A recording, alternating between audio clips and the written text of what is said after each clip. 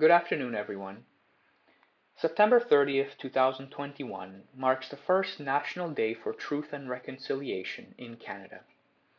The day honors the lost children and survivors of residential schools, their families, and communities. Public commemoration of the tragic and painful history and ongoing impacts of residential schools is a vital component of the reconciliation process. This day has been created by the federal government after the shocking discovery of graves with hundreds of bodies found in residential schools in the provinces of British Columbia, Manitoba, and Saskatchewan in the spring and summer of this year. As a result of this discovery, efforts are being made to find more victims across Canada's former residential school system. Thus far, in 2021, approximately 1,400 victims, mostly children, have been found across the country, mainly in the western provinces.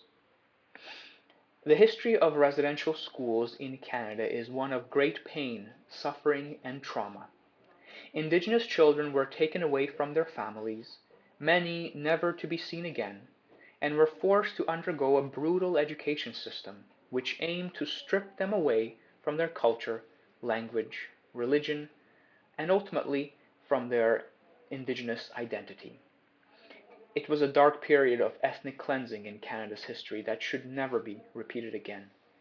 No child deserves to grow up without the loving hands of his or her parents, guiding them through life and passing on family values and traditions to the next generation.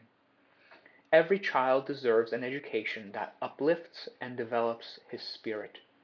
Every child deserves to know who he is, because from this he would derive the strength and confidence to forge a path into a positive future.